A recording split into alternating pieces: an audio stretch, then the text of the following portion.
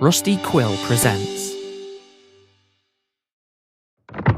Sin Carriers, a Westside Fairytales story, contains violent, graphic, and often unsettling content. Further, it takes place in a period of American history where certain now unacceptable outlooks were commonplace. In the spirit of pulling back the lid on the mythos of the American Wild West, many of these outlooks are espoused by various characters, whether outright or through their internal dialogue. These characters' thoughts and actions are their own, and not those of the author.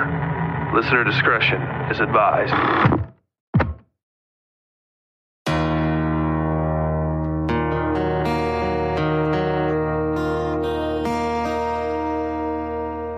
Previously on Sin Carriers! After surviving the unexpected Pinkerton ambush, our travelers arrived in a strange desert town, seemingly more haunted than inhabited. Responding to an invitation by the supposed lord of this place, a man named Belial, Tolliver hired Sue's additional services as a personal guard to his daughter, Moira. Meanwhile, the other travelers spread out through the town on their own errands. Some banal, some precautionary, and some sinister in intent. Night fell on a gathering of persons demonic and monstrous in nature at Belial's home, which itself seemed a living thing, half dream and shadow. The rest amazed of crystal confusion. Vasily and Vicky met up here with Moira, who was acting oddly comfortable amongst a throng of inhuman beasts. They tried to figure out some way to get her and themselves out of danger, but failed to come up with something ahead of the start of the festivities. With a word from Belial, madness ensued, and the crowd erupted into a night of blood-soaked decadence. In town, Colt sneaked through the shadows to keep out of the chaos around him. He found the town's uglier secrets shuttered up in what turned out to be the mayor's office. Not one to turn down an opportunity, Colt stole everything he could before dodging the monstrosities lurking in the corridors and setting the place afire. In the dream of her past, Suleiman crawled from her early grave and sought vengeance on the man who'd murdered her clan. She succeeded to a degree before she was forced to flee, though she would have a lifetime to find the rest of them.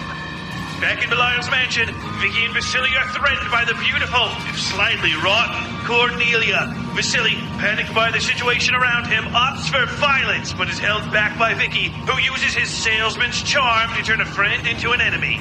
A well-made deal, it seems, as her presence was far more effective at deterring the horrors nearby. Moira, meanwhile, began to emerge from the fugue state she'd entered inside Belial's mansion.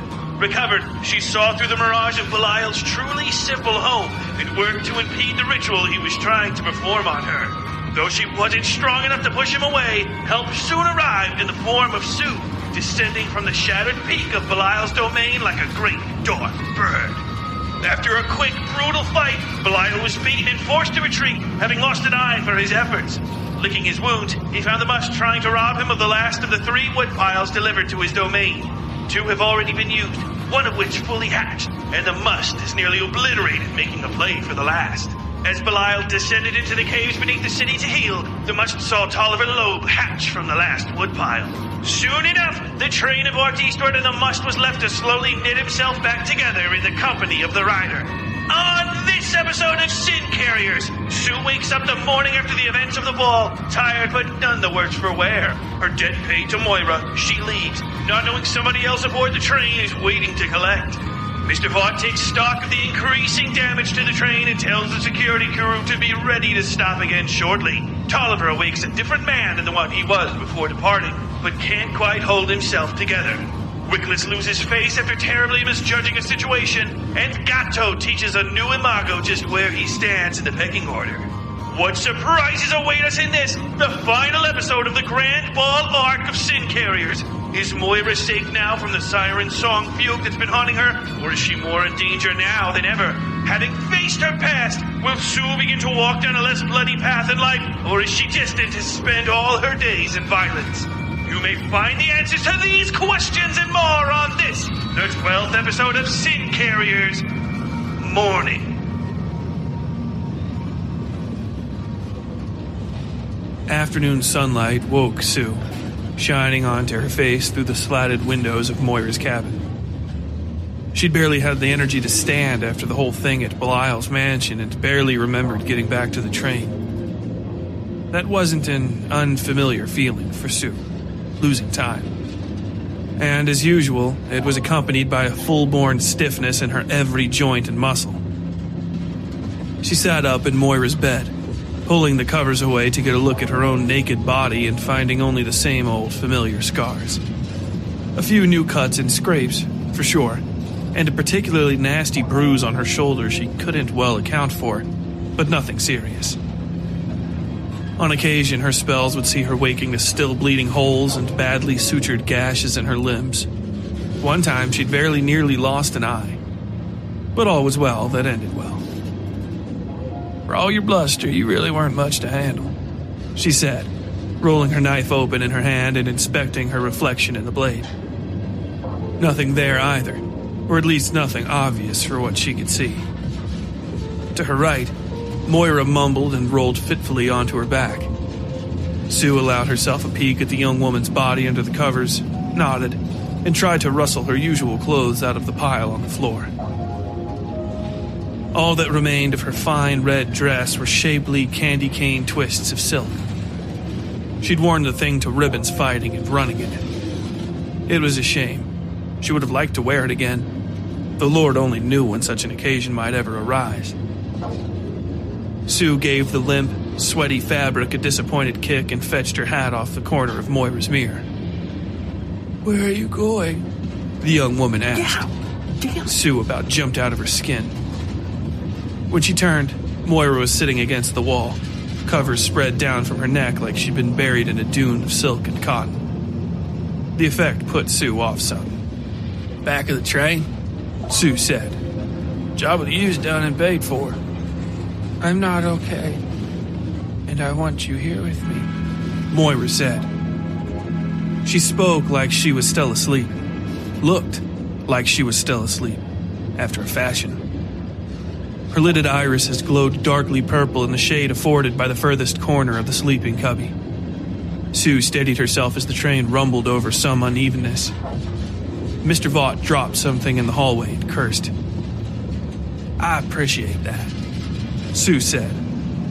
Moira licked her lips, eyes bobbing up and down along with the motion of the train, dancing over Sue's body in a hungry, possessive way Sue didn't appreciate. "But I'm going to leave." Clouds covered the sun outside for a long moment, and Moira's eyes glowed in the dark, brightly enough almost to cast light onto her cheeks. Then the moment passed, and it was just Moira again, looking confused. She pulled the sheets tighter. "Was I talking to you just now?" Moira asked. Sue gave the woman a sideways look, sidling a touch closer to the door. Eventually, she nodded. Pain and fear colored Moira's expression. She looked at the bedspread and then at Sue. "I could feel myself talking, but I couldn't hear what I was saying. What did I say?" "Nothing bad," Sue replied, cracking the door and checking the hallway. Nothing but a wet spot by the Russian's room and the smell of tea. She shut the door and gave Moira a concerned look. "You remember saying you weren't okay? What do you mean by that?" "I don't know," Moira said in a soft voice. She seemed to think of something. "Don't go in amongst the wood." She looked into Sue's eyes. "The stevedore told me when we were unloading his hold. I know he meant that wood that we're carrying, but I don't know what he meant." She shivered and shrank down in her sheets. "I think it's making me sick." "Well, I'll get that Mr. Tavares you're so fond of," Sue said. She'd better made the Russian's acquaintance the night before, when he'd helped carry Sue to the train. He'd been flustered and red-faced, complaining about some disgusting woman and swearing violence against her if the typewriter boy was harmed in any way. "Sue," Moira said, smoothing out the covers where the other woman had slept. "I appreciate what you did for me yesterday." "All right, then," Sue replied. She'd have left it at that, but the other woman's eyes arrested her. A subtle goldness seemed to bob up and down just behind the natural blue of her irises. It should have been a cold color, but it burned hot. It was hunger, beyond lust or thirst for meat. Something Moira was only just barely aware of, but must have felt strongly herself. Sue took a breath and ran a thumb along the razor where she'd hidden it. "Can I tell you something honestly?" she asked. Moira nodded. The light seemed to grow. "You and I don't know each other. I slept here. I did some work for you, but that's it. We're strangers, carrying our own burdens, you see. And I think maybe you see me helping you carry yours as a friend, but I don't see it that way. I just work here, yeah. And we're only as good to each other as far as I get what I need. Same goes for the rest of them, I'm sure, even if they don't say it. You're a wallet at the end of the day, and they'll do what they need to open you up." Moira looked hurt, which Sue was fine with. Leading a bright-eyed young thing like this on was always more pain than it was worth. "I don't mean anything to you?" Moira asked. There was a novel curiosity in those words. Nobody had ever told Moira that in such a clear way. She smiled to herself, which put Sue off some. Moira gave her a look, that discolored indigo shining in her eyes. "What would it take for you to give yourself to me? To change how you feel about me? Holistically?" "I don't know what that word means," Sue said, rolling on to her toes. She couldn't shake the feeling like she was about to get into a fight. Not a words fight either, but the bloody kind. "Completely. In tota," Moira explained. Sue rolled her eyes and the younger woman whispered a single word that seemed to reverberate in Sue's bones. "Wait." Sue froze, hand over the door latch. Her fingers shook, bent, and then she slid the door open, stepping into the hall before daring to look back at Moira again. She felt beads of sweat trickling down her forehead, like she'd just accomplished some great effort. She's plenty fine to look at. Sue shook serious cobwebs out of the space behind her eyes, tucking her hand into one of her hidden spaces to grab her knife. It was a force of habit, but she'd somehow chosen the wrong pocket and grabbed onto the playing cards the Doomsayer had given her. Her mind cleared and she let loose a breath she didn't realize she'd been holding. "If not you, it's somebody else," Moira muttered. Her eyes were radiant now, glittering like sunlight off the ocean. "You're a serious person, Superman." Moira's voice was wrong. "What did you call me?" "But you're small. An insignificant raptor of a forest of predators. Nothing to trifle with, but nothing to worry about." "Nobody asks your permission before venturing into the woods." Moira's expression changed. She spoke in her usual voice, but with a desperate affectation. "I need them to take me seriously. I want them. I need them to... Sue stepped back into the hallway, ready to fly. The steady indigo flared up again. "I need them to love me. For me. And for their own reasons." She nodded at the pool of soft, purple-black shadows swimming in her lap. "And I need them to show me their love. Their respect," she whispered. "That's what I want." Sue felt airy. Unseen constrictions let up, and her arm moved without thinking, slamming Moira's door shut. Then she jogged off down the hall. It wasn't until she was standing in the sunshine on the next platform that she managed to catch her breath. She stared at the cards the Doomsayer had given her, squinting and trying to remember the dreams in Belial's mansion. No doubt the dream cards were from the same game. She tried to remember the features of the woody, twisted thing that had given them to her all those years ago, and could only see the wizened face of the train station Doomsayer. That ancient woman had spun the cards like the robes of her clansmen when they twirled in worship. The connection was undeniable. With that thought, the card depicting a blue crescent moon began to smoke in her hand. Its face blackened first, and then caught fire. Sue watched the flames roll closer and closer to her fingers, and then gave what remained to the wind before it could burn her. Mad currents of wind curved it midair and smacked it into the side of the last woodpile. Carbon flaked and dissipated. Some, but not all, she thought, of the ash disappeared over top the pile. What remained would be impossible to see against the blackness now smothering the wood. It spread in a way that reminded Sue of clouds covering the ocean, or whispers in a distant room growing into a deafening noise. She walked carefully around the pile, and by the time she stood beside the opposite door, the blackness had dissipated completely. Only the golden lumber remained. But beneath that, Do not go in amongst the wood, she thought, walking into the break-bulk car and trying to ignore the feeling of eyes on the back of her neck.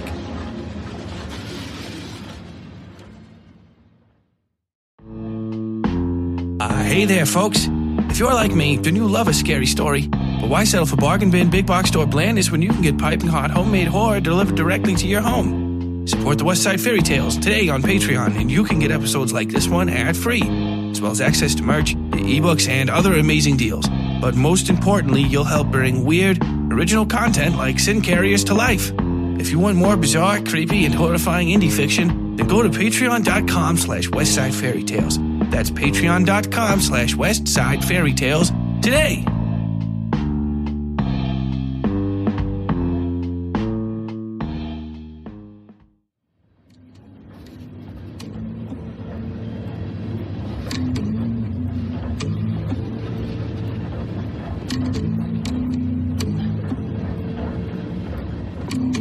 They are all fine, the horses, Gato said, flipping the large knife between the tip of its blade and the butt of its grip.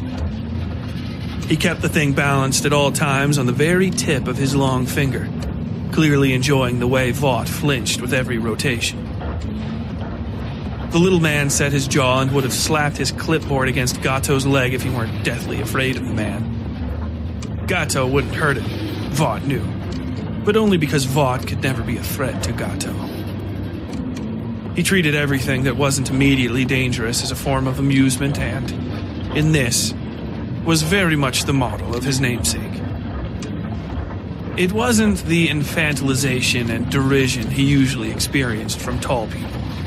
In fact, it was nearly the opposite in its way. Gato's unnerving mockery was egalitarian. In any case, it made Vaught's day more difficult than it needed to be. He towed the slaggy edge of the hole some thing had chewed through the security car's wall and floor. The black boy, Ducky, had described an attack by what he didn't know were the Must's creatures and likely the Must himself. Vaught sighed, thinking of the paperwork all this would entail. I didn't ask about the horses, Gato, Vaught said. Could you please stop flipping that knife? You should always ask after horses. They are nice, Gato replied. He flipped the knife up over his head and caught it with his other hand, slipping it away beneath his poncho. Large, brown, very warm, nice to sleep on. You think you know them, understand them, own them, and then one day, bam, you have a tiny little moon in the side of your head, and you cannot speak right anymore. He traced a crescent over his temple, yawned, and rolled over. I love the horses. I made sure they're okay, and that was how I spent my night. He flapped the hand at Vaught to dismiss him. Ducky helped me. He's very good with horses. Vaught didn't care about the goddamn horses. His only concern was the damage and what had caused it. In addition to the massive, gaping hole and the series of other smaller holes, there were odd marks throughout the rear cars. Little bits of metal sheared clean off like wax cupped away by a hot coin. Ducky had speculated it was probably bite marks, but he couldn't say for sure.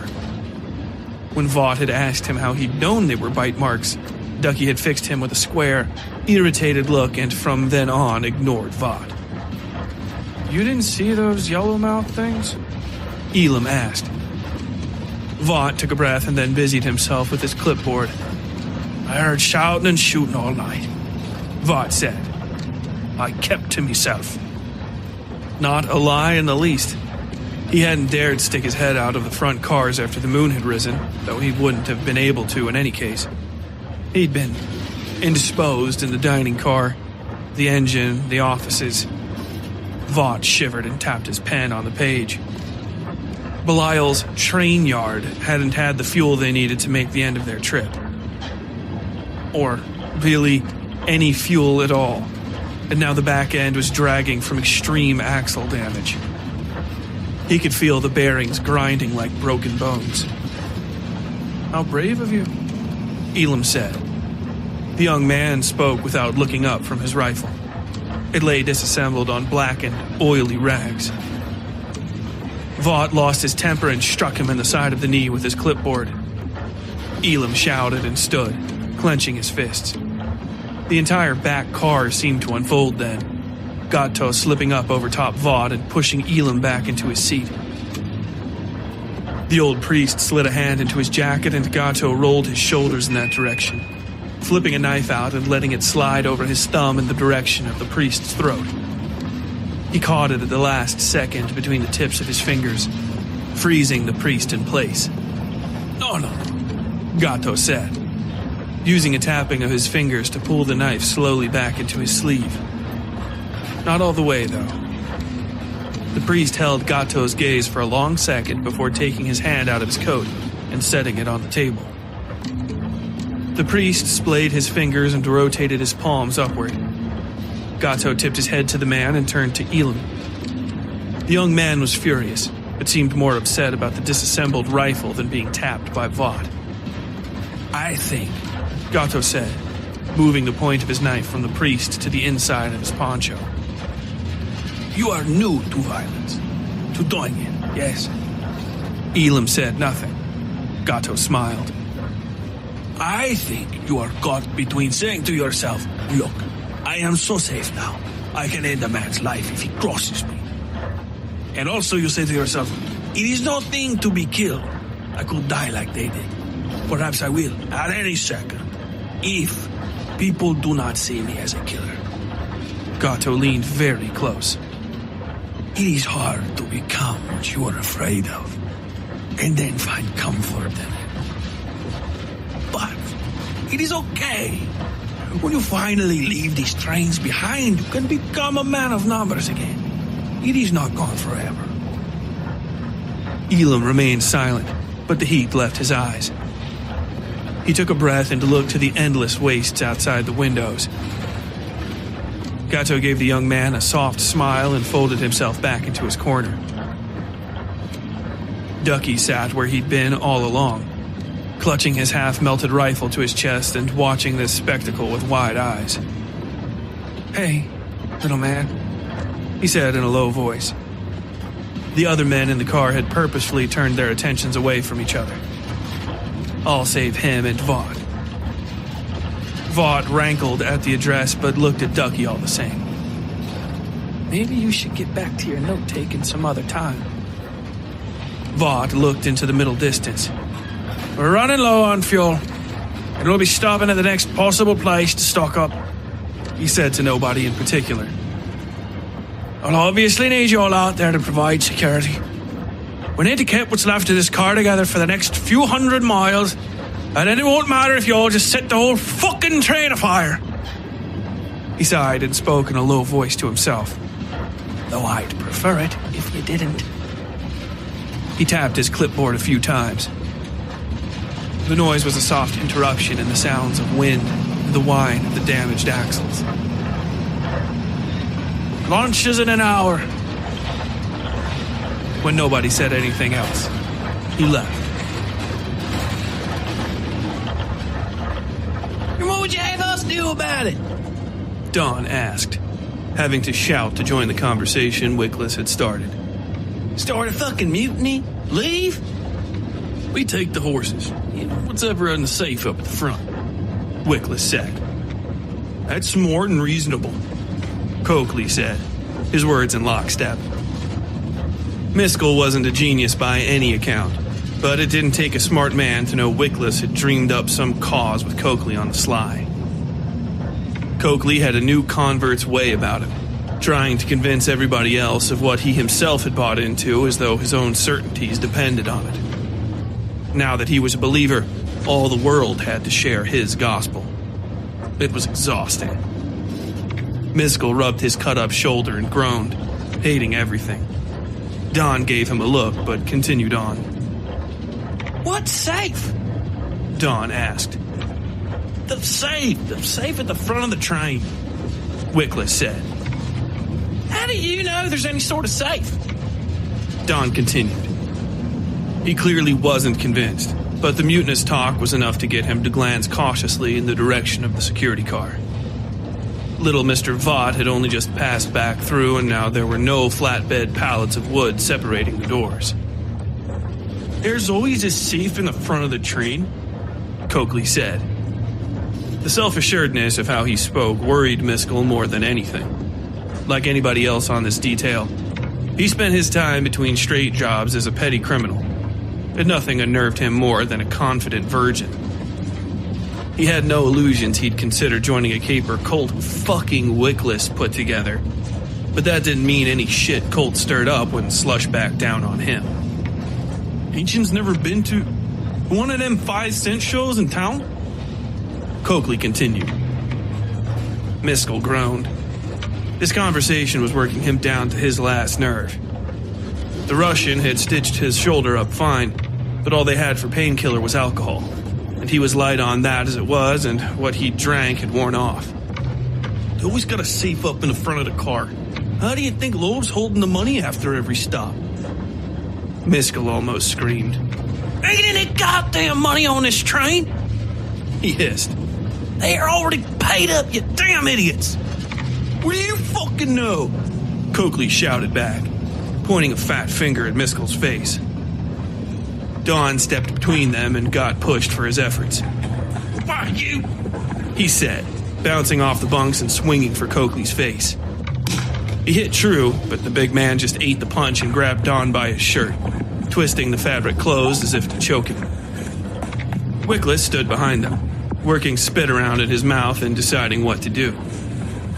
He hadn't quite come up with anything before Garvey slid down out of his bunk and wrapped his arm around Coakley's throat.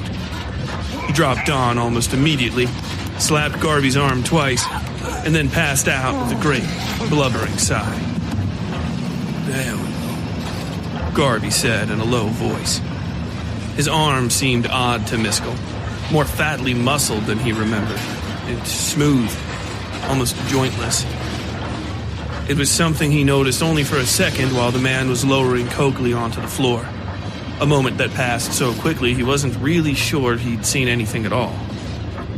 Garvey gave the car, Wickless especially, a grave look and then slithered back up into his bunk, turning to the wall to sleep. They all said nothing as Coakley lay on the floor, eyes fluttering and then slowly refocusing as he came to.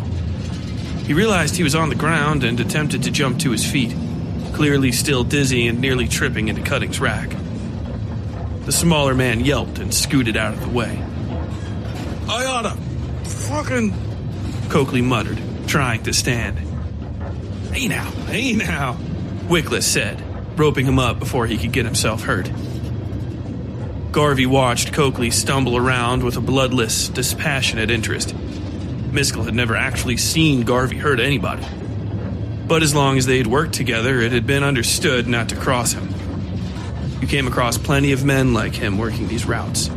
Men who didn't interact with others or play politics. They just kept to themselves and would slit your throat in your sleep if they felt they needed to. Cutting was sort of the same. But he didn't radiate danger the way Garvey did. And if Coakley didn't have the sense to see even that, well, he and Wickless were on a low countdown until somebody mean really sat down and showed them the way of the world. Don felt the violence in the air, same as Miskell, and took a seat at the far edge of Miskell's rack. They shared a look and stayed quiet. Get him out of here, Cutting said in a low, ugly voice. Wickless shot the man a look, but Cutting just glared. Go. Wickless sniffed, opened the door behind him, and dragged Coakley cursing and spitting into the horse car. Cutting slammed the door behind them and went back to sleep without another word. Garvey was already back in his rack like nothing had happened. Don gave the shadows Garvey had buried himself in a worried look and then climbed into the bunk above Miskell. The car drifted into a dreamy silence. Then, the screaming began.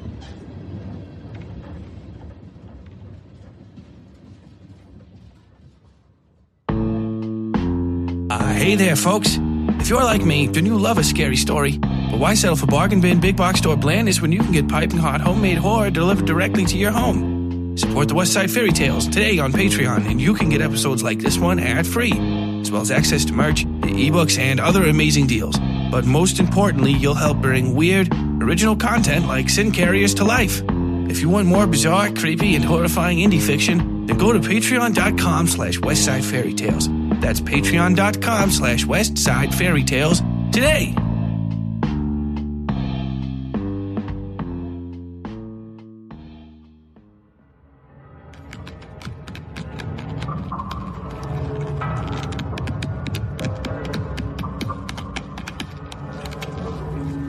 Tolliver sat naked in his childhood church, the one his father had insisted they attend every Saturday afternoon until he and Gulliver had gone to boarding school. His father would sit closest to the aisle, followed by his mother, Gulliver, and then Tolliver. His grandfather would sit in the next pew up, a silent tower of dark cloth around which flowed the word of God. None of his family had any religious inclinations. It was simply done, like most family activities, to keep up appearances. Sweating in that awful wooden shack every Saturday proved a level of piety to the locals that allowed his father and grandfather to ply this person or that for the leverage of the day. Political will, investments, threats, all carried through in the quick seconds before and after those attending took their seats. That church had served its purpose up until it had burned to the ground one Sunday. Knocked over candles or some such had caught the entire place on fire, killing a handful of older people and the eldest of the three priests, with whom Comstock Loeb, Tolliver's father, had some underlying grudge. The church had never been rebuilt. But Tolliver sat inside it now, naked as the day he was born and a good 50 years past fresh. His belly sat low in his lap, resting between his legs on the pew. A softness had settled over him, feeling like the watery memory of the first concussion he'd ever been dealt by his brother. Nothing had happened between them save Gulliver deciding to whack Tolliver over the back of the head with a bit of wood. He'd spent the next few weeks floating in a stupor, tangled between life and death in a web made of his own bedsheets. Voices had come to him in the dark, speaking through throats filled with water. Distant and muted, drowned, both the living and the dead, who came in alternating rhythm to stand over his bed. Sometimes his brother was there, staring at him in silence and cleaning his nails with a penknife.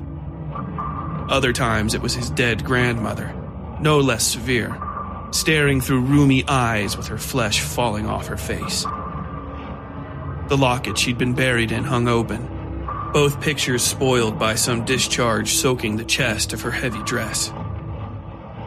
Voices came to him now, no less soft but far more audible. They screamed and called for help, for mercy. Around him the church lay empty save for the pews and an overturned lectern. Not fire, but the memory of it rested atop and between every board. Not quite frozen in oily black pastel, these flames squirmed up and over each other. A voice called. Daddy. Come on. Tolliver stood and walked, sticking in place when his skeleton met the ends of his flesh. The softest parts of him remained mostly immobile on the pew behind him, only finally slagging up and into place after some effort. The motion carried him across the church into the other pews, and then back again into the center of the floor. Bits of rotten carpet stuck to his feet and then pulled away from the stone beneath, disappearing after a few steps. Redness lay outside, heavy and dark and endless. Jagged, lifeless stone and pits and pillars spread to a horizon line broken only by the forms of ruined holy buildings. There were other things as well, specks of beasts and shapes that might be men milling in and out of the shadows. Overhead, lightning crept a slow, jagged path through the sky and froze in place to glow like a crack in the ceiling beneath a well-lit room. Tolliver moaned and stumbled forward, the fresh blue light of this split pouring over him. His feet worked faster and faster as he tried to escape the light. His belly was a weight not in front of him now, but behind him.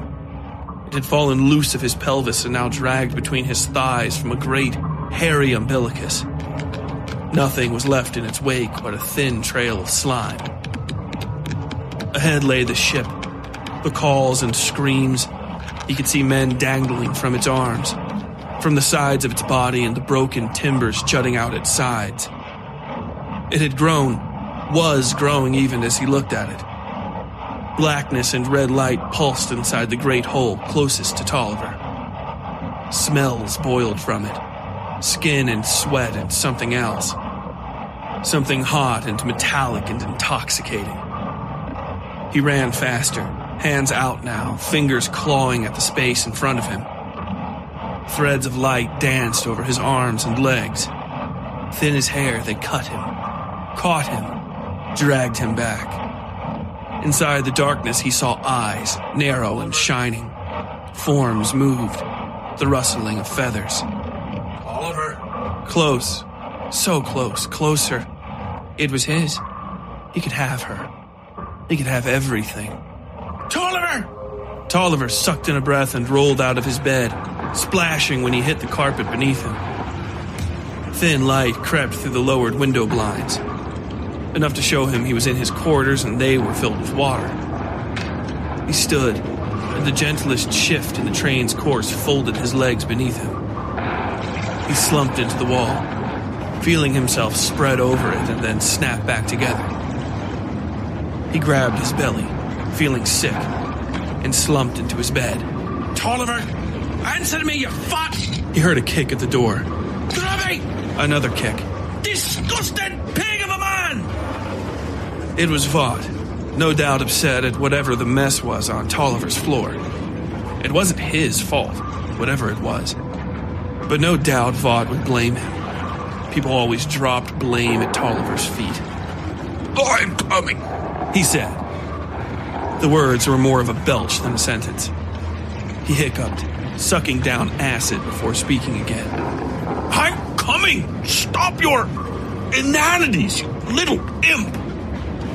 Tolliver opened the door and almost fell onto Vaught, who jumped to the side and had to crawl to keep from being smothered. He watched with disgust as Tolliver left a trail of slime down the wall, his spine bending near in half at the pelvis. What in good Christ? Vaught whispered, looking with horror as the pool of liquid he'd come to inspect grew around Tolliver. What have you done, Tolliver? Is that any way to speak? Tolliver rolled about on the floor, taking a deep breath and then righting himself by some process he only barely understood. To your betters? The effort had almost completely crushed him. He wanted to slip back into the bed. The hallway was terribly hot and smelled alluring somehow. Feminine. Have yourself a taste, old boy. He thought to himself. One of Tolliver's eyes slid backward through his head and blinked in the direction of Moira's door. Vaught, still sitting, covered his mouth and had to flex his stomach to keep from vomiting at this display. Tolliver looked at him again, his right eye puckering into place like some self-healing wound. I'm tired, he said. Don't bother me. until we've arrived. It won't be long, Vaught said, gathering himself and taking a step toward the door at the farthest end of the hall. Whatever was wrong with Tolliver was none of his business. We're almost out of fuel. Belial's men didn't load so much as a stick of wood on board. Tolliver sighed and rested his head against his forearm. The smell from his daughter's room was intoxicating, but something much sweeter taunted him from down the hall. If it weren't for the heat outside, all that relentless sunlight, he'd have followed it without thinking. Where are we stopping? He asked after a long time. Vaught watched the man's naked torso drip relentlessly onto the carpet. I tell ya, Vaught said. It's an old company town, maybe an hour or so from here. He winced as Tolliver pressed his face into the wall and took a deep, sucking breath. It sounded wet. Just press on, Tolliver said in a low voice. We can push past and deliver this next load on what we have. We have to stop, Tolliver, Vaught said, a cautious edge in his voice. Things shifted in the car behind him. The dining car that led to the suite carriage and then the engine beyond, which not even Tolliver was allowed to enter. Telling you is a formality. We have enough wood up there and coal to push this engine into the Atlantic, Tolliver muttered. The door to the dining car clicked and began to slide slowly into the wall. He could see nothing in the shadows there, though he did look. Vaught didn't dare turn around. The smell of women made Tolliver's mouth water. Thirst built until even the sour smell of fearful little Vaught and the coffee-laced acridity of the Russian's cabin began to weigh on him. I don't feel well. This delivery needs to end now. Fast. If not... A single, pale hand floated out of the darkness of the dining car. Tattered and poorly stitched white cloth made up the sleeve. Vaught turned his eyes down to the floor and away. The fingers of the hand hung slack beneath the wrist, but began to perk up once the appendage had stretched a full 10 feet from the door. Nothing along the extremity suggested any joints in its construction, or any connected body for that matter. It pointed at Tolliver, beginning to shake as it got closer. I'm not well, he whispered to it. The finger shook all the more, but didn't stop approaching. Tolliver relinquished his spot on the wall and stumbled back toward his room. I'm not well! The finger pursued him until he fell weeping into the puddled floor of his quarters and kicked his door shut with his foot. Then the ghastly arm receded back into the dining car, the metal door sliding home with a harsh click. Vaught let out his breath. Good God, he muttered to himself. What on earth is going on out here? Vasily said, popping out of his room and looking around the hall. The liquid seeping from beneath Tolliver's door now stretched the length of the hallway. Nothing, sir, Vaught said, waving his hand and giving Vasily a tight smile. The Russian looked at him and then at the acrid puddle spreading toward the far door. He swept his hand over it. What is this? He asked. Vaught worked spit around in his mouth, thinking up some likely excuse. Broken pipes or plumbing. A comical spill of many dozens of water pitchers. Mr. Loeb, he finally started to say, and Vasily glared at him. The Russian threw several suspicious glances at the floor and Tolliver's door. You speak of Tolliver? He hissed in a low voice. Vaught nodded, getting ready to further explain. The Russian pointed at him. No, I'm not getting involved. Tell him I now live in the horse car. Let whatever is wrong with him take him to God. With that, Vasily slammed his door and left Vaught alone in the hallway. After a few seconds, the little man heard the dining car door click open beside him. He remained still until he heard it close, and then turned to look at the tray of food sitting on the carpet. With nothing left to do but his job, Mr. Vaught sighed, picked up the lunch tray, and got to work.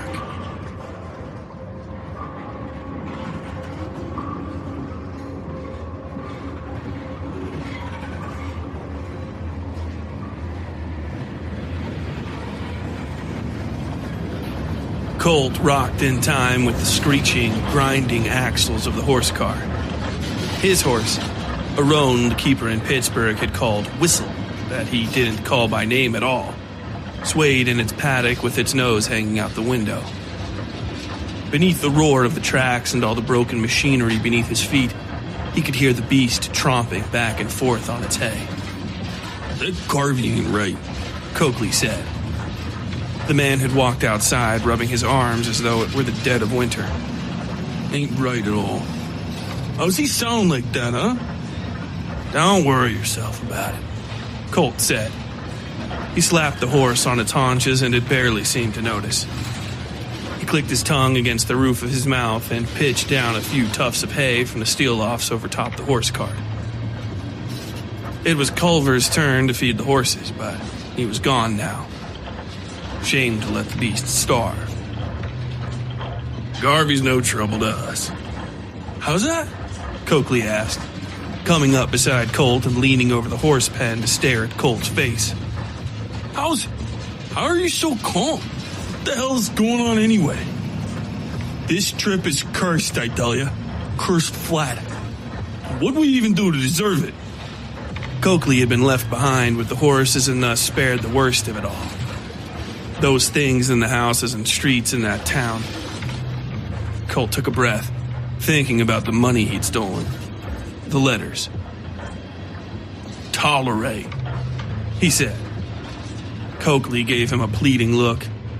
Despite his size, the man had apparently battened down in the horse stall while that wild Mexican, Castellano or whatever, had wandered the night cutting down the screaming, glowing beasts that had tried to chew their way to the horses. Then had come wild-eyed villagers, and they had gone the same way, chopped like onions and left in the sand. Was that? Coakley asked. Tolerate, Colt said, tucking away the shortened pitchfork and walking down to the saddles hanging on the walls at the end of the car. The lot of them were partially dry-rotted, and God alone knew what horses they'd been fitted to, but they'd serve when the time called. He pulled the best-looking one down and set to checking its fittings and cleaning it. You tolerate things without addressing them when they get bad, Colt said. Coakley followed him like a confused child. Tolerate a bad tooth and get sick. Tolerate a bad shoe and you get lame. Now you gotta tolerate such things as arise in life, like tests, see. But eventually, you gotta fix them. Satisfied with the saddle, he hung it back on the wall. Willful women, coloreds, cross-dressers, folks of odd religious dispositions. You gotta fix them all just the same. Oh, God damn it, Colt, Coakley said. The big man bounced his fat fist off the wall and the metal reverberated throughout the car. It was slightly musical.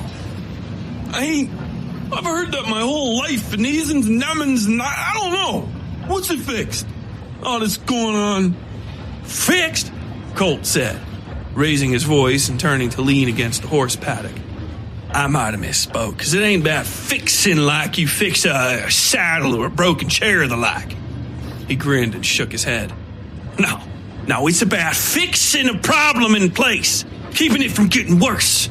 You don't pull a tooth to make a mouth better. You pull it to keep it from getting worse, turning black. You like a black tooth in a man? Talking to him? Smelling it? No, of course not, Coakley said. How about a black man going around your neighborhood chatting up your neighbor? Colt asked. Coakley snorted and looked around, not even convinced of the possibility. Your sister? With that, Coakley turned and pointed a finger at Colt. Not another word in that regard, mister. Colt relaxed his face into something like concern and raised his hands, leaning closer. You pull out the black tooth. He emphasized every word with a slow nod of his head. speaking almost in a whisper by the end. Coakley took a breath and looked toward the security car. How many drives you been on? Colt asked. How many jobs like this? Not a damn one, Coakley muttered. The big man scuffed the floor with the toe of his boot, and Colt realized there was a small, crescent-shaped hole there.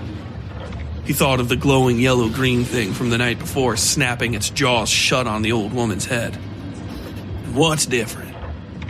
Well, there's them wood piles. Coloreds, Colt said. Coloreds, queers, and women what think they can act like men.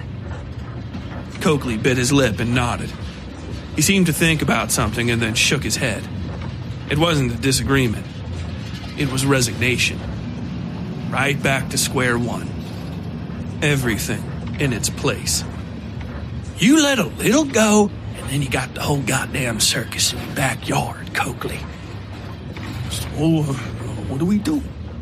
The big man asked. Well, Colt started. Any plans he had involved Coakley up until the end point of convenience. There was little value in the man aside from muscle and a free vote of confidence. But once they were off the train, he wasn't as stupid as he looked, as stupid as Colt would like him to be, and plenty self-interested. If somebody offered him a better ride or a safer option, there was little doubt Coakley would talk himself into betraying Colt. Hell are you doing here? Coakley asked someone, and Colt nearly spit when he turned to see who it was. It was her, that chicken hawk of a cross-dresser, alone in the middle of the train. Coakley had a good 2 heads on her, even leaning against the horse paddock. All Colt's talking could do a lot to keep Coakley by his side until he was off this train. But one thing for certain would keep the man there until his death. Get out of my way, you old pile of chicken fat, Sue mumbled. It was clear something else had her attention. Colt licked his teeth and stepped in front of her, hand on his pistol with that same hip facing away. Where are you headed to? Colt asked. She didn't so much as answer, just stepped past him. Smooth as anything, he pulled his pistol and hit her on the back of the head as hard as he could at that angle. She might have seen it last minute, giving her enough chance to keep the blow from splitting her skull outright. But a second later, she was reeling into the nearest horse paddock. She swung a nasty little straight razor at his face and came up short. Colt could see her eyes were hazy from the first hit as he smashed her in the mouth with the butt of his gun.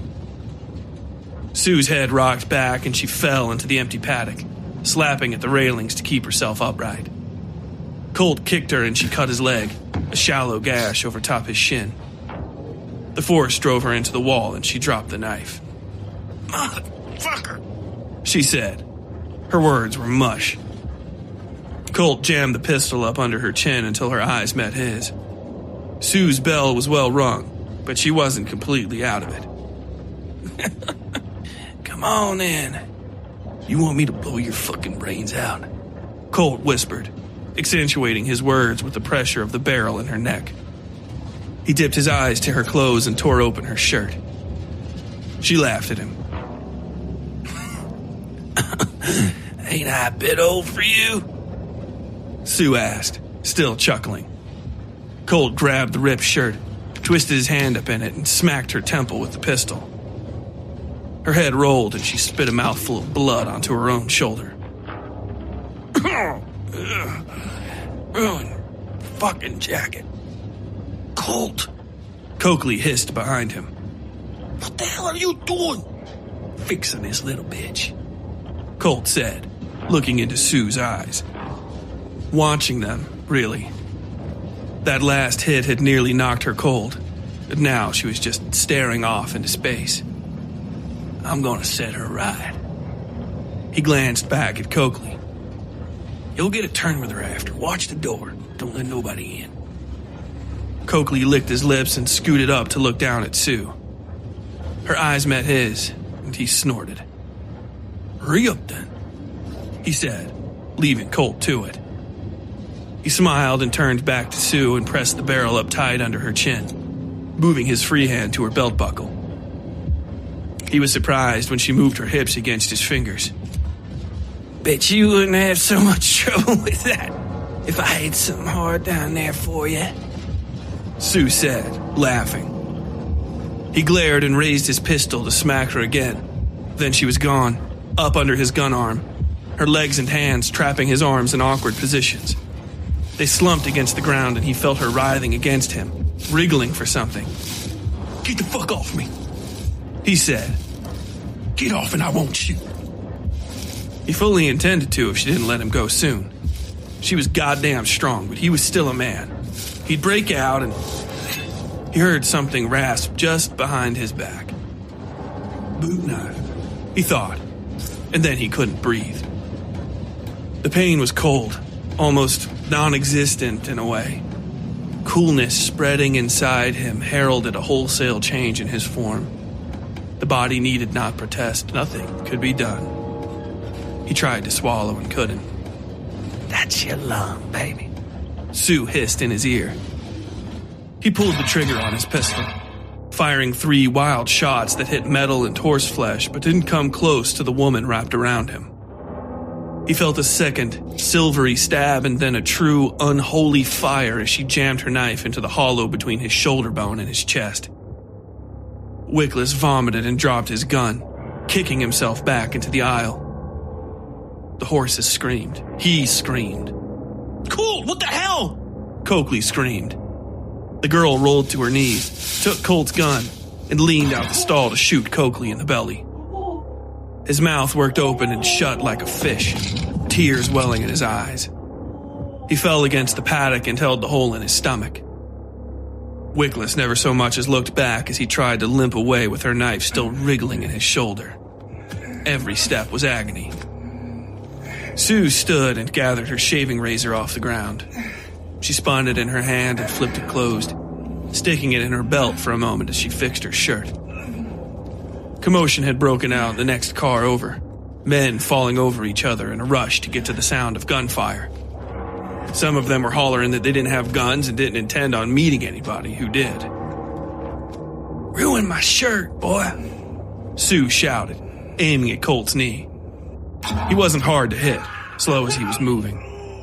Loose bits of bone and the silvery flash of a bullet all blew out his left knee at once. He screamed best as he could with a sucking lung and hit the ground. Sue turned to Coakley and grinned. Her teeth shone with blood. You like to watch? He shook his head. Well, you're gonna. Wickless was sobbing when she pulled her knife free of his shoulder and kicked him over on his back. He made some promises about behaving himself and offered her money he said he had hidden, gold and the like. Sue didn't care for all that. She opened her straight razor and cleaned his eyes out with it, not so much as flinching as she blinded him. Behind her own eyes, she felt hot, red lightning boiling in her skull. Sue! Sue! Somebody was screaming her name. Not her problem. All she could think of was a great red moon screaming in a black sky. Fire danced across its face. She whipped Wickless with the razor back and forth, turning his face into ribbons. Somebody touched her and she spun, cut him across his hand, and stood with her pistol in front of her. Ducky yelped and fell back into the crowd of men. Hand cut, but not as badly as she'd intended. Oddly, he was holding the back of his hand like that's where she'd hurt him. Sue! The priest said. His name was Mildover, she remembered. The men around him were horrified, but his face was passive, imploring. She hated that pleading, bullshit look most of all. Help me! Help me! Help me! Wickless gasped. Bone shone through the ruined flesh around his empty eye sockets. A few strikes had made it as low as his chin, but his mouth was mostly unharmed. Hush you, Sue said. One of the drivers rushed forward right then, clearly thinking he had the drop on him. She fired a bullet into his thigh and he howled and fell to the ground, rolling over on his side to clutch the fresh hold she put in him. She cocked the empty gun and pointed it at Mildover's face. He swallowed and raised his hands to shoulder height, stepping back. The others followed suit, save for a man with a bandaged shoulder who knelt beside the one she'd shot. He yelled the fella's name and helped put pressure on the wound. Sue? A voice asked beside her. The Russian, Vasily, stood on the next car over, beside the last wood pile. Moira watched from behind him, body flattened against the blackness covering the wood. Vasily took a breath and pointed to Wickless. I am not sure what happened here, but I think this is enough. Moira said nothing. Her eyes glistened, wide and almost purple in the growing shadow of the mountain they were approaching. It was still a ways off, but it loomed all the same. It was odd, Sue thought, how things that size could creep up on her. Sue, put the gun down, please, Mildover said. It's over. She looked at him like he was crazy, and then laughed, kneeling beside Wickless. All right. He never stopped moaning. Through all this, he kept on with his promises and begging. Sue knelt beside him and wiped her blade on his ass, flipping it closed and tucking it away. Then she pulled the rest of his bullets off his belt, one by one, everybody silent around her save the wounded. With a sudden, jerking motion, Sue stood and dragged Wickless into the air by his belt. She twisted her hips to the side, and for a whole second his body left the floor. He searched the air blindly with his remaining arm and only realized in the last second he couldn't touch ground because there was none. He caught the railing anyway, slipped on his own blood, and vanished. There was a crunch and a spray of blood as some part of him caught beneath the wheels, and then a scream, and then silence. Jesus Christ, Sue, Mildover said. His eyes were wide. Indeed, she replied, flipping open Wickless's gun and dumping out the empty cartridges. Every eye seemed to feel a different way about the spent brass. She loaded the pistol and slid it into her belt. Please, Vasily shouted, walking quickly onto the deck of the horse car. The horses had calmed, and now their former unease seemed to have infected the remaining men. He stopped to give a curt nod to Sue. Madam, if you persist in harming these men further, I will have to intervene. He didn't wait for her to say anything, simply knelt beside the man she'd shot and went straight to work on his leg. What have you done? Mildover asked. What could he have done to deserve that? Sue smiled with her bloody teeth and cocked her hips to the side, crossing her arms. She saw Mildover's eyes drop to the torn fabric of her shirt as she ran her finger chin to belly button, right down the middle of her chest. You want to know what he did to deserve that? She asked. Her grin faded and she took a step toward the old priest. In the shadow of the approaching mountain, the cross burned into his cheek looked black. He crossed me. That's it. Same as a boy with a cut hand and the fella over there with the lead in his leg. It's all you got to do if you want to bleed some. If you want to scream and think about what you might say to God when you meet him. Talk to me sideways. Get in my way when I'm cutting somebody. She was an inch from his face. He took a step back and swallowed.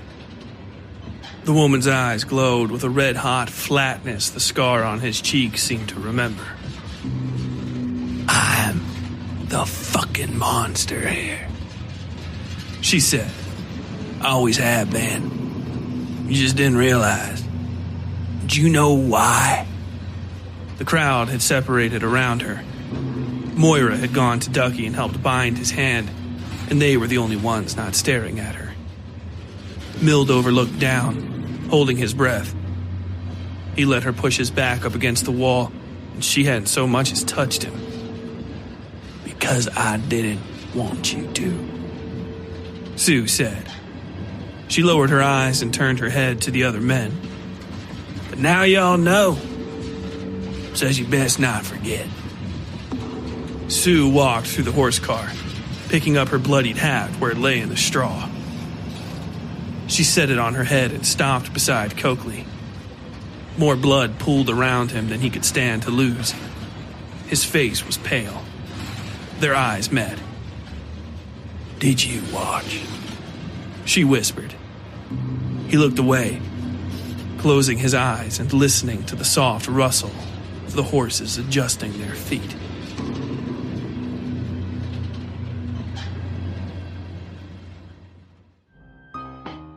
All right, I'll read it, goddammit. Are you a fan of the Westside Fairytales podcast and my story, Sin Carriers? Then take a second right now, pause this episode, and take a second to like it, comment on it, or share it on your favorite social media sites. This year, we're trying to grow the Westside Fairytales like never before, and we need your help to do it. So if you have just a second, use Reddit, Facebook, Twitter, whatever the hell, and share the Westside Fairytales with the world. And if you want, follow us on Twitter, Facebook, and what have you. Just search Westside Fairytales or use the link in the episode show notes. All right, that's it. Now get you.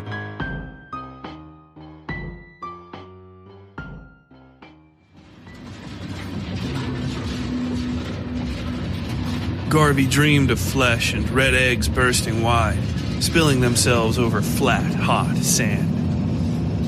He opened his mouth at the base of a great tree and drank, opening his throat to all creation. When the flesh and egg flesh was not sufficient, he bit into the tree itself and suckled sap from its wounded flesh. He gorged himself until he was alone, and then devoured his own tail. Scraping steel pulled him from hot, wet dreams, and he stiffened on his mattress. He lay curled in a way the others would find unnatural if they saw him, so it was good he'd taken a top bunk before his metamorphosis. As a boy, he'd always enjoyed being stretched and slack, being loose and limply twisted about himself. Hardness had found his joints as he aged, but now that was gone, and so too were the simpler constraints of humanity. He could place his own foot in his throat if he so desired. Moreover, his senses were more tender, more flexile. Woman's flesh, not so tender as his intended prize, but soft and sweet all the same, entered the sleeping car. It was the violent one, Sue, the bird with the nasty little talons that had so tormented that fool Wickless. Nothing about her, save her sex, was particularly enticing to him. She would fight him, wound him even, if he tried her. Garvey was a cautious killer, and had abandoned his arrogance and pride after many youthful mistakes. The woman took 2 unsteady steps inside the car, vomited, and collapsed onto her knees. He rolled his body to get a better view. Smells of blood, fear, and pain washed over him. Drool bled from his mouth, soaking the mattress. Sue tried to stand, failed, and collapsed onto her face. When she didn't move, Garvey began to slip off his mattress in her direction. His body remained where it was, but his neck unfurled like an anchor chain. He could keep her in his little nest, up there in the bunk, wrapped up in himself and hidden from the others. So close. He could hold her and taste her bit by bit, soak in her fear as he squeezed her unconscious again and again. Never before had this been a possibility, but now, yes. He would drag her up to lay with him and have what he wanted from her when he wanted it. An appetizer, practice, for when he finally had Moira to himself. Something flat grazed Garvey's cheek and he froze. The cabin below him was a pit of shadows cut here and there by the slats of light leaking through where the others had covered the windows. Danger. He tried to retract his neck and something caught against his throat. Sharp and thin, it dared him to move. The edge of a knife. It stung like hot peppers. He could feel the nick it had given him burning in his blood. I wouldn't move, a voice said. It was the Castellano, the tall man who called himself Gato. Garvey felt the man's face press into his, and then they were cheek to cheek, both looking at the unconscious woman on the floor. Little tree snake, are you? I am like a jaguar, yes? but I am not hungry. I could always eat. But right now, I am not hungry. Garvey swallowed and stayed stock still. A fan of cards bloomed in front of his face, showing unfamiliar moons of different colors. As he watched, Gato's fingers spun the cards expertly, flipping them over each other and front to back. A card showing a human man in a field spun to reveal a small, sad moon.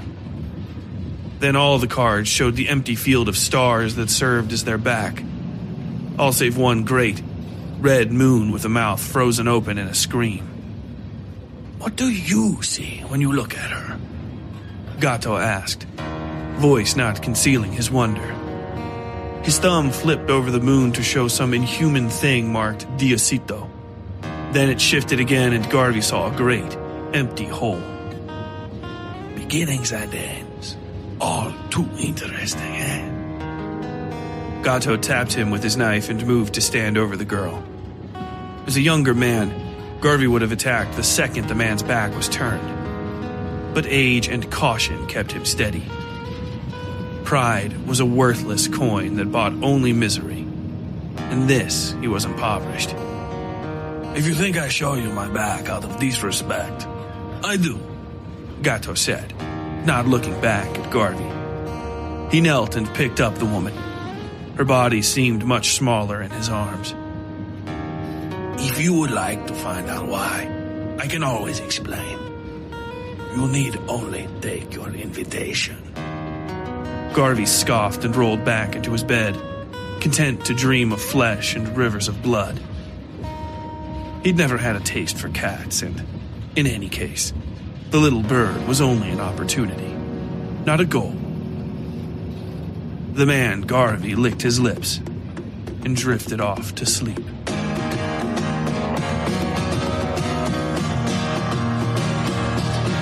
So comes the thrilling conclusion of the Grand Ball arc of Sin Carriers. Next episode, the Sunken City arc opens with Tolliver going through some unexpected midlife changes. As the heavily damaged train limps to the next station, he corners Mr. Vaught with a speech about his childhood. Our surviving travelers disembark at the next town, a ghostly remnant of civilization sitting on poles over top a fetid, oil-laced swamp. Vicky finds a familiar secret in the post exchange. Miskel nurses Dawn through a fever brought on by the gunshot wound from Sue, rifles through Wickless's effects, and makes a tough decision. With only one woodpile left amongst the crew, will they manage the rest of this trip in safety, or will one of their numbers succumb to the call? Now that Garvey has embraced his inner self, what will he do with his newfound power?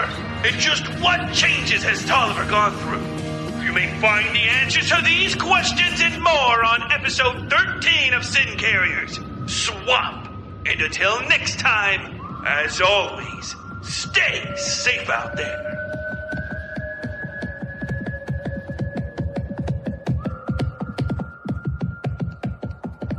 The sun had set by the time the rider came upon the tattered man. He lay twisted in half, gasping blindly at the east.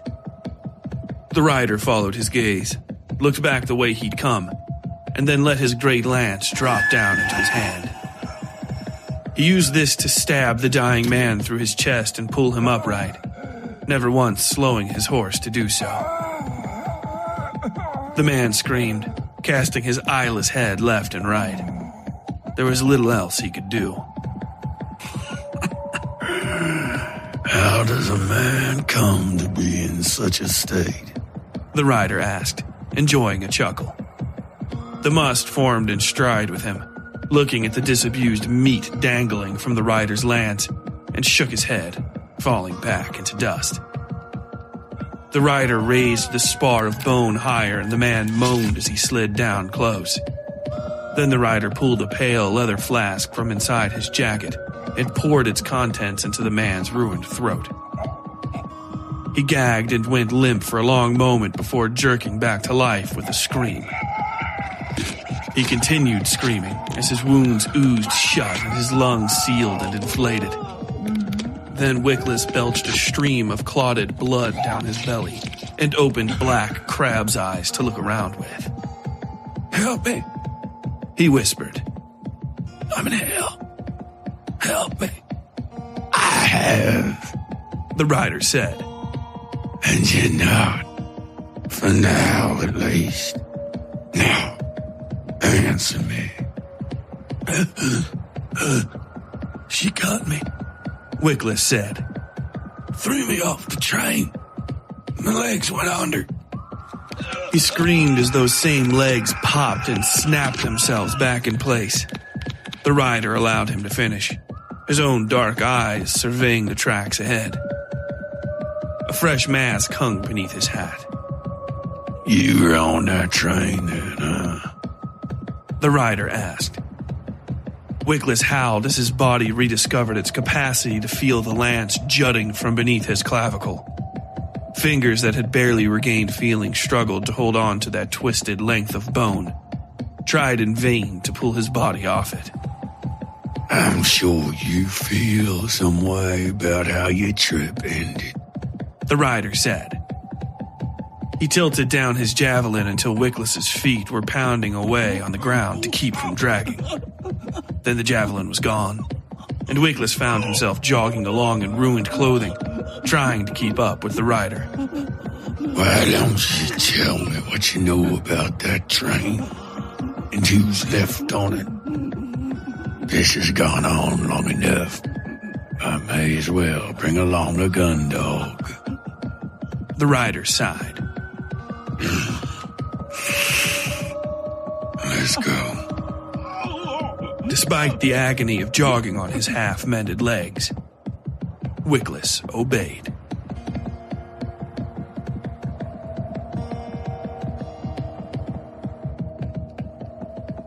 The Westside Fairytales is written, read, and produced by Tyler Bell. Sound design, original music, and Foley by WSF Productions, LLC. Episode art by Yui Breedlove. All content herein copyright WSF Productions 2023.